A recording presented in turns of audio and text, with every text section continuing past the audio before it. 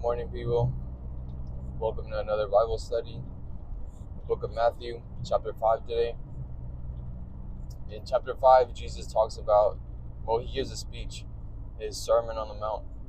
He goes on for 3 chapters, but in chapter 5, he really drills this main point.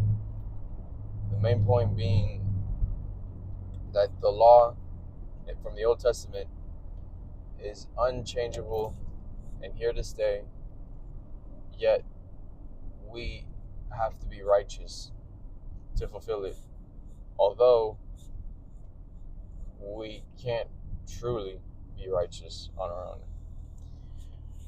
You see, he starts off his speech by giving us 8 beatitudes.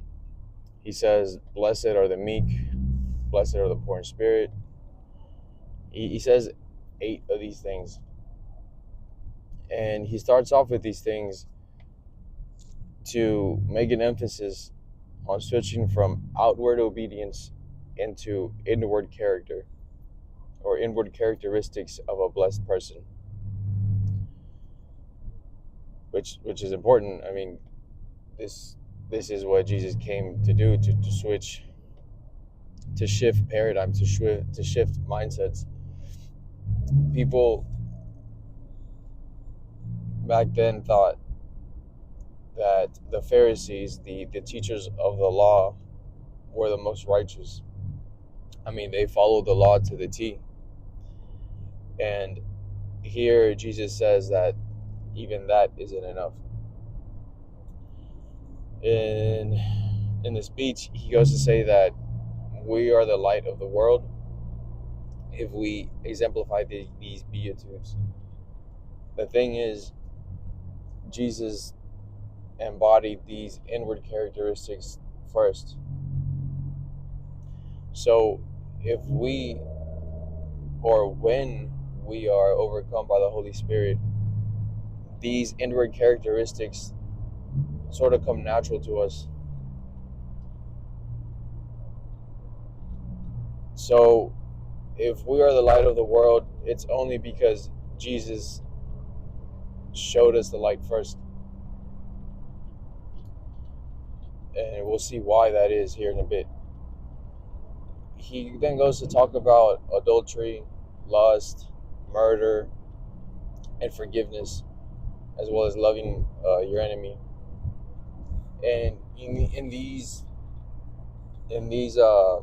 sections of his speech, we see why we can't be righteous enough. And it's honestly pretty simple. You see, when he talks about murder, he talks, you have to look at the 10 Commandments. The 10 Commandments says that thou shalt not murder, thou shalt not steal, thou shalt not covet. The kind of the main things we're going to talk about right here in this speech. But it just says, you shall not do this. And the Jewish people knew that. They had been exposed to the law since it was written.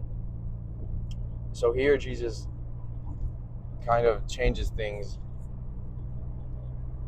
by saying, truly, you shall not murder, but also you shall not hold any anger against your brother. And he does this to kind of challenge us to see or to acknowledge the murderer inside of our hearts. Because remember, it's not about outward obedience. It's not just outward obedience anymore. Now Jesus is shifting paradigms, shifting mindsets to look at the inward characteristics of someone who's blessed. And someone who is blessed isn't going to go around murdering people in their hearts. And that's kind of what he's stressing. It doesn't matter if we don't actually murder anyone. If we hold contempt or resentment against a brother, we're basically committing murder. In the next section, when he talks about lust and adultery, it's kind of the same thing. And when I first read it a while back, I always thought it was a very hard commandment. Thou shalt not commit adultery, but also I tell you that you shall not lust. That if you look at any woman with lust, you have already committed adultery. So he's kind of giving us a very hard commandment or a very hard law and replacing it with an even a harder law, a more impossible one that we have to fulfill in order to be blessed.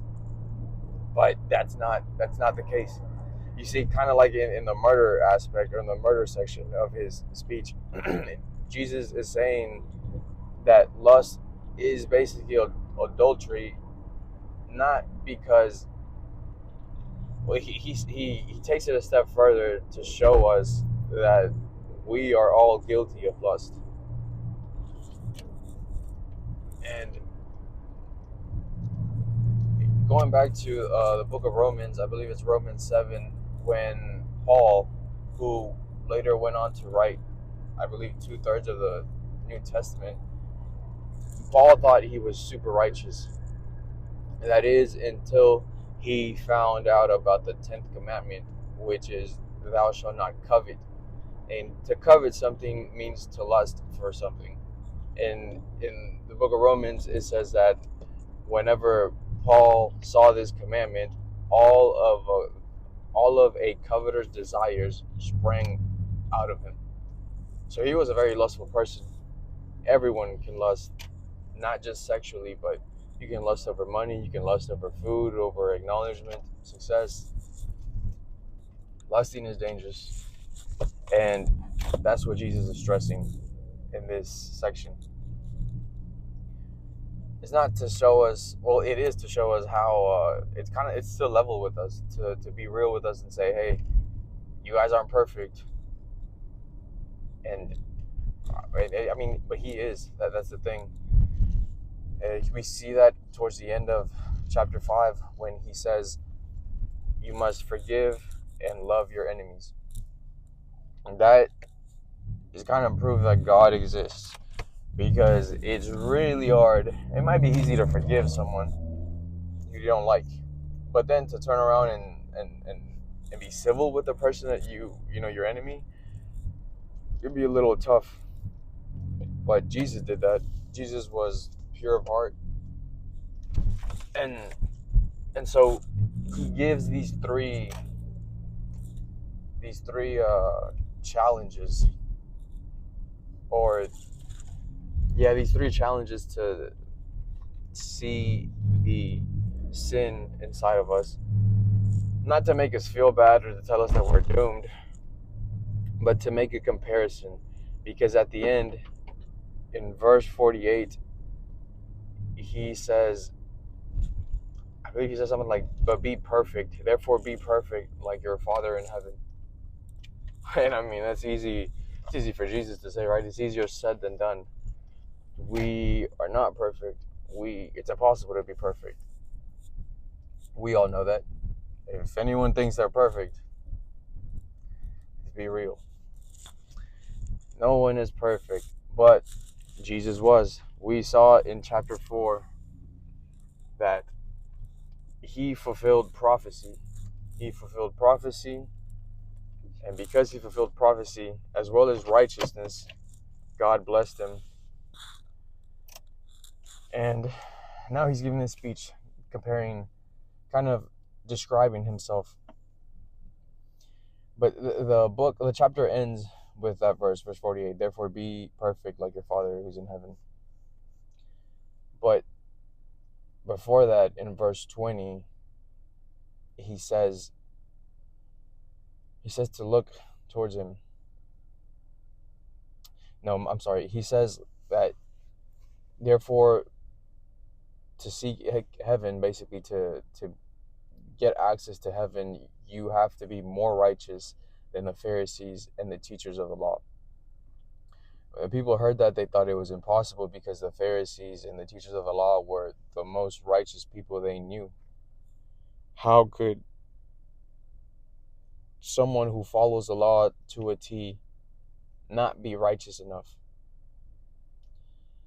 And so that's why we need Jesus. That's why Jesus gives this sermon like this, to show us, to level with us how unrighteous we truly are in God's eyes, and how we still can be righteous. We can still be perfect, but not through our own obedience.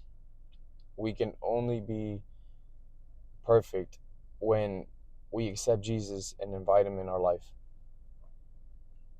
So with that being said, I wanted to invite you guys to look within your heart and see if there's anything where you lack righteousness, any area where you could be more righteous. And if there is, I want to invite you to look to Jesus.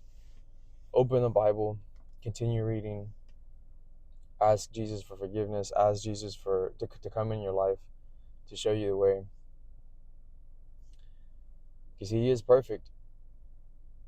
We are not. I can't stress that enough. I'm not perfect, so I need Jesus. And well, I have Jesus. But I want to invite everyone to look in their hearts and see where you are on this scale of righteousness and go from there. Love you guys. Peace.